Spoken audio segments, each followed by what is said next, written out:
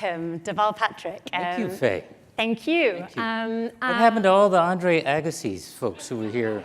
They popped out to get their autographs. Is that what it is? Straight back in, I think. So it's really good to be here. Thank you. And it's your first time at ASU GSV. It is. I'm dazzled. Dazzled. It's a big place. I wanted to kick off kind of where it all began with you. You grew up on the south side of Chicago. You've talked about kind of the schools that you went to there. You got a scholarship to go to Milton Academy in the 8th grade. And then if I fast forward just a few years, when you became governor of Massachusetts, you pumped $1 billion extra a year into education at that point. And now at Bain Capital, again, education is at the center of what you're doing with Penn Foster. I just wanted you to take us back to the beginning and talk about those initial experiences at school as a child, as a teenager, and how they've helped to kind of inform this thread of education that's run through your career. You warned me you would ask me this question, and I warned you that I have a lot to say about this, so you have to just cut me off. But yeah, I grew up on the south side of Chicago, and you know, some of that time on welfare, and I went to big, broken, under-resourced, sometimes violent public schools. When I was in public life, I was often introduced as if my life began at Milton Academy, because I had this incredible scholarship through a program, incredible opportunity through a program called A Better Chance to go to Milton Academy, which for me was like landing on a different planet. You know, they had a dress code then. Boys wore jackets and ties to classes.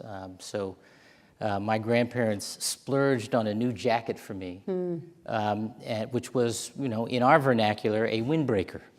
So the first day of class, I get there, I'm all by myself. I arrived the night before, everybody's putting on their blue blazers and their tweed coats, and I had my windbreaker, and I thought, oh my God, I have a lot to figure out. I want to point out I have figured it out. But I think that sometimes the emphasis on Milton Academy and how different that was, how organized it was for frankly, an elite education, sometimes misses the importance of those incredible teachers on the south side of Chicago. My 6th grade teacher, I remember, you know, there were maybe 35 of us in the classroom. She taught us to count and say the greetings in German. She took us to the first opera I'd ever seen.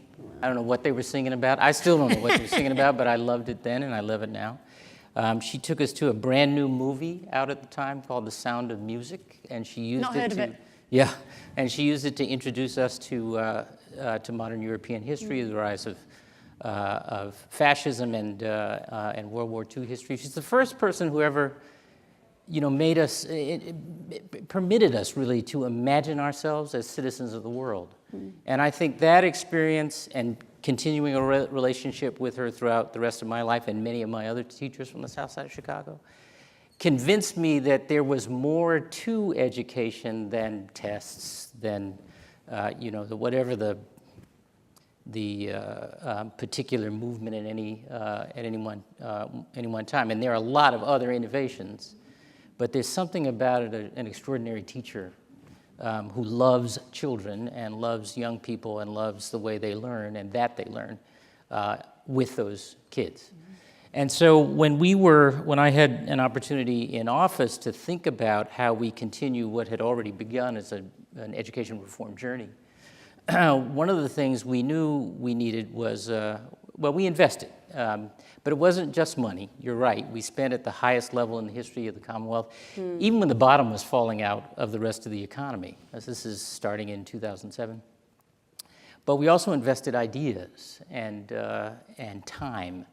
And we brought together public school, you know, sort of traditional district school educators and unions, and the charter community, and the business community, and parent advocates, because it was time to take it to a new level. And I'm pleased, more than pleased. I'm proud of the fact that when I left office, we were #1 in student achievement in the country, and that continued for 5 or 6 of the 8 years I was there, and I think has continued since.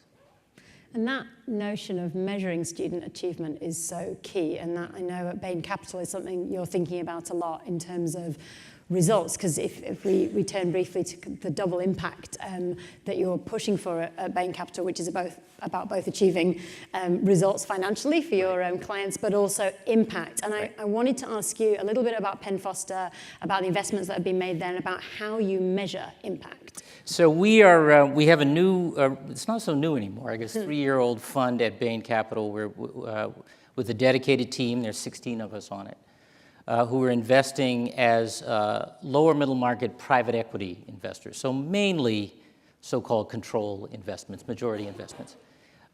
In the case of education, we are, and in all cases, I should say, trying to drive a PE-style return and measurable impact in 3 thematic verticals: sustainability, health and wellness, and community building. And I can get into that if you like. Within health and wellness, we've been interested in companies, in ed tech companies, whose product or service is about closing achievement gaps or skills gaps, which is how we got interested in Penn Foster, which is just an amazing company whose roots, online education, but whose roots go back to correspondence schools of 100 and some odd years ago. And we have an amazing opportunity, having delivered high school equivalency college courses online at a very affordable price, to use that as a platform to reach middle skills. And I can talk a little bit about how I got interested in that issue, which actually goes back also to my time in office. Yeah, I was going to say, because I think middle skills is something that... And then I'll answer your question about how we're measuring. Perfect. I think the middle school, we've got this kind of almost divergence of education, where you've got those who drop out straight after high school, and then those who go on, like yourself, to do their degrees, sometimes multiple degrees. And there's this enormous gap in the middle of those who should be middle skilled, and I think about half of the new employment being created in the US is in that gap. How do we fix that? I don't know yet. I know it's not going to be the public, private, or philanthropic sectors independently. I think that's probably the answer ultimately is around much more robust collaboration. But I will say that we've always had that gap, as it were, but we sort of depended on the conventional economy to take care of it. That there were opportunities for people who had a high school diploma or less to find their way in to the economy and then to move up. That's changed. At the worst of the economy in Massachusetts, we had, when I was in office, we had about 170,000 people looking for work and 125,000 vacancies. And what employers were telling us was that they couldn't find people with the skills necessary for the jobs they had. And many of the skills, what they required was more than a high school diploma, but less than a college degree.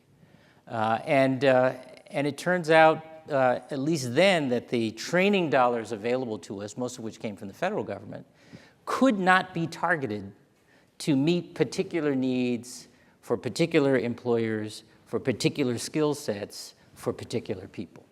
Why is that? Well, that's a whole other session. But there was just not that flexibility. A lot of prescription on how you use those training dollars. So the notion of what I used to describe as train and pray, offer a course at the local workforce development center and hope that somebody is interested in it and that they will then find employment opportunities or upskilled and better income opportunities on account of it. It just doesn't work anymore. So what we've been interested in through Penn Foster is how do we partner with employers and individual learners to create pathways, and how do we identify specifically what certification, what online and offline skills they need to enable themselves to move forward. And if I take you back to impact and how you measure that, how, through Penn Foster, are you saying, yes, this has been successful, this is having impact beyond just the returns for investors? So it's an important question, and I would say in the whole field of impact investing, it's the most debated, the most yeasty part of it. For us, I'd say generally, and I'll speak specifically to Penn Foster, we had a lot of advice from prospective investors and others about trying not to create a unique measure. Although there's no sort of gap accounting for impact, what folks said, if you use something in general usage, at least it gives us a fighting chance to compare your performance on impact with other impact funds. And then the other piece of advice was don't turn your companies into reporting agencies. Really let them be companies. And so use something that where you can narrow down the objectives to which they manage. We are using the GEARS survey from B-Lab, which we think has enabled us to derive particular measures for particular companies and then roll that up and report out to our LPs as a fund. Now, it turns out that now the LPs are in the fund and they want additional information. And so do we, by the way. The more you feed, the more is no, wanted. but it's fair. They're on this journey with us. And so do we. So I think about Penn Foster, for example. It's not a unique challenge, but it's an important one for us to think about. We want the impact we're looking for is not just numbers of students into a particular course and numbers of students successfully completing it. That's important.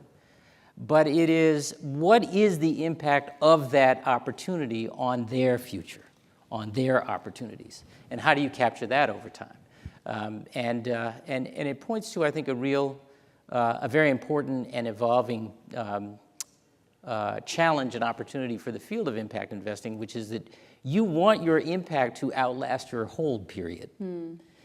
So how are you tracking that? And those capabilities are part of what we're trying to build into to Penn Foster today. It immediately makes me think of the parallels with politics, because you've got terms, yes. And how do you ensure that your impact goes beyond the length of your specific political term and beyond the partisanship of that kind of immediate want to be re-elected or to... It's, I think, I've only had one job in elective office, and there was a bad habit I saw in my business career, this kind of quarter-to-quarter emphasis. Sometimes on the short term, sometimes I think without due regard to the long-term interests of the enterprise. And I think that same bad behavior has become a part of how we govern in this country, to your point. We think election cycle to election cycle, news cycle to news cycle, and not generation to generation. In a way, that's frankly what I was trying to do differently in my opportunity to serve as governor. I think it's also true that we've got to get over the short-term hypnosis of in business as well. Because if you really believe in long-term value, it's not possible anymore, especially at a time of ubiquitous information, to manage to a financial bottom line alone. Because if you ignore the people or the planet, those bottom lines will come around to bite your financial bottom line sooner or later. So for me, it's not such a big leap from there to impact investing, which is about being more, as I see it, more intentional about those non-financial bottom lines and understanding the connection over time. So in some ways, everything... You'll resist this slightly, but everything serves the financial goal, because the financial goal will suffer if you don't think about all those other parts anyway. I think that's true. I really do. And I think that, there are going to be different people who come to impact investing, for different reasons. Some because they understand that connection, some because they are more impact focused. But one of the reasons that we are underwriting to the exact same financial standards as our large cap fund is because I think when we demonstrate at scale that you don't have to trade return for impact, it raises some really important and unavoidable questions for investing generally. Talking about impact and addressing an elephant in the room, why did you choose not to run for president? I see our time is up. Just get it out there. There's more I want to move on to, but I think it's something that people are obviously thinking about, and I think it also gets us into private versus public sector, which I'd love to talk to you about as well. Well, I think there are lots of ways to serve. We can get into the, details of my own decision, if you want. I mean, the simplest answer, I guess, is, you know, when you sign up, it turns out that you drag everyone and everything you love along with you, whether they have signed up or not. And I have a family I care about, and it's in all of its extensions. And some of them were wildly enthusiastic, and some of them a lot less so. Mm. You know, most people have stuff in their families, and they'd rather sort it out privately, rather than have everybody tweeting about it. So and you know what? It's a fabulous field. A lot of friends, I'm a Democrat, by the way. I'm not the sort of Democrat who thinks you have to hate Republicans to be a good Democrat. But I have a lot of friends in this field, and in a big field like this, with this much talent, it's even hard to know how you break through without being sensational or a celebrity.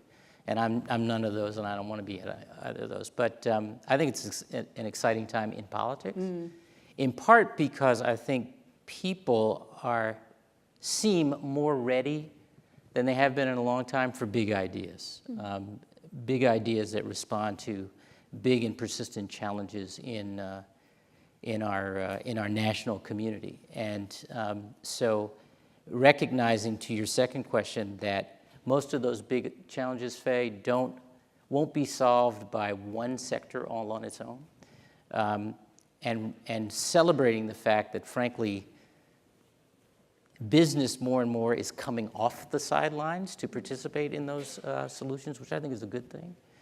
And the need for collaboration. Like I say, there are lots of ways to serve, and this is one. That's interesting, the idea of business coming off the sidelines. I wanted to press you a little bit more on where you think you can have the most impact, private versus public. I know that both those things need to work together. I don't think anybody in this room would disagree, but you're one individual, you have power over your life, and you've obviously moved from private to public and back to private. And therefore, you're so well placed to be able to give us that insight into where can you be the greatest force for good? Well, I don't think there's any one answer. I think that answer is also very individual. I think one of the most important things is the example you set, and the notion that you can work anywhere and demonstrate that you do not leave your conscience at the door when you go to work has been important to me throughout my professional life.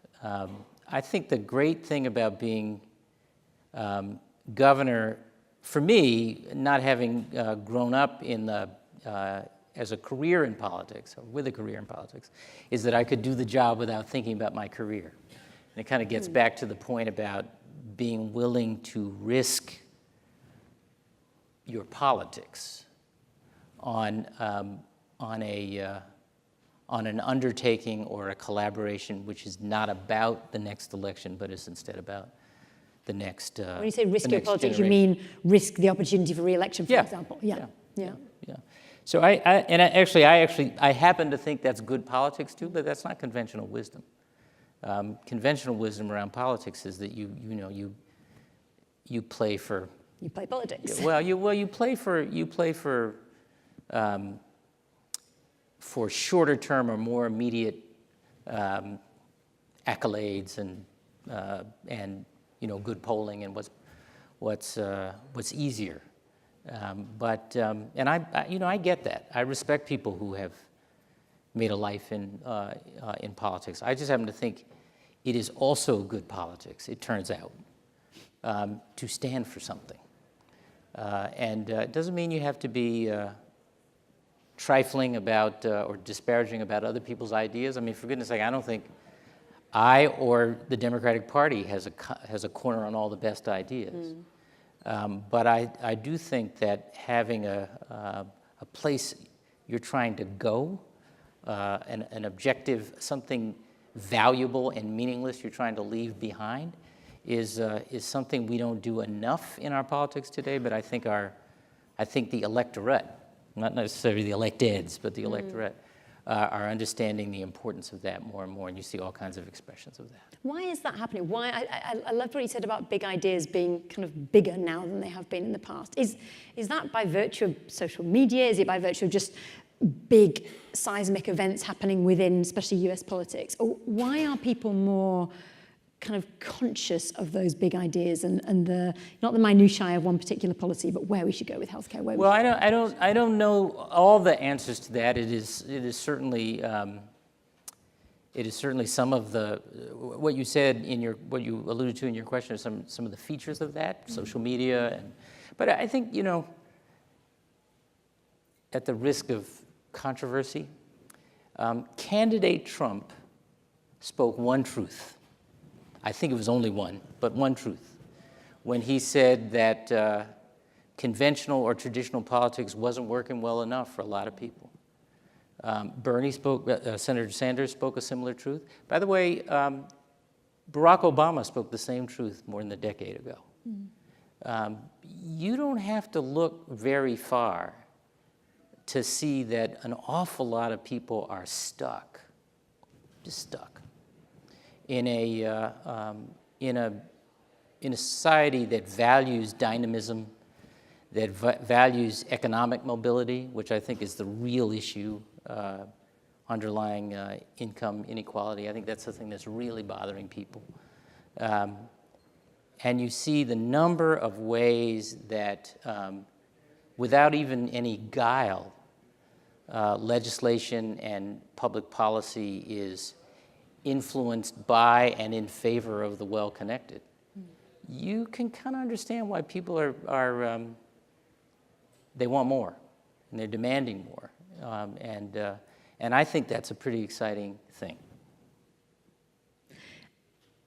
Aussie is a company, a media company that focuses on the future, and Yes. I wanted to talk to you about the future of investment and the future of double impact. And is there such thing as triple or quadruple impact going forward? Where do you see this sector going? Where will we end up in 5, 10 years in terms of people thinking about impact when they're thinking about investment? Well, I can tell you, as I say, what some of my hopes are. Well, first of all, just to be very narrow, we will probably be raising our second fund soon. I'm excited about that. We've got a team of 16 investment professionals working on this, and we are doing what we can. And I think and we have come to the field humbly, because there are an awful lot of folks in this space before us, and they have taught us just tremendous insights on how to think about being a responsible investor in this space, and where we can be additive. I think that as I said earlier, being able to demonstrate that you don't have to trade return for impact. You may, that's not a value judgment, but that you don't have to is an important touch point for investing generally, frankly, a reference point for investing generally. And I think that the consuming public, broadly defined, is insisting on a more comprehensive view about what long-term value is, and will make more and more of their choices, and are making more and more of their choices around these kinds of issues. Because I think the challenges that face us as humankind are too big for any one sector, too big for government alone, too big for the business sector alone, too big for philanthropy. I think that demonstrating a willingness to collaborate and point in the same direction as a society and trying to solve our problems is another thing I'm looking for at scale. And we see lots of scaled down examples of this, but the examples are very, very encouraging. So you're optimistic? I am. I mean, I'm practical too. You know, I know that there are still skeptics, but you know, I used to say to people, I'm a black man. I'm so used to skepticism. I'm so over that. You just keep going. We will. I'm going to paraphrase Lincoln, who said, you know, if he's wrong, 1,000 angels proclaiming he's right isn't going to make a difference. But if he's right, you know, it'll. Most folks will say he was right all along. So let our experience be a learning for us and for others, and our example be encouragement to the future. Thank you so much. Thank you, Deval. Really appreciate it. It's a pleasure. Thank you for your time. Good to be with you. Thank you. Thank you, everybody.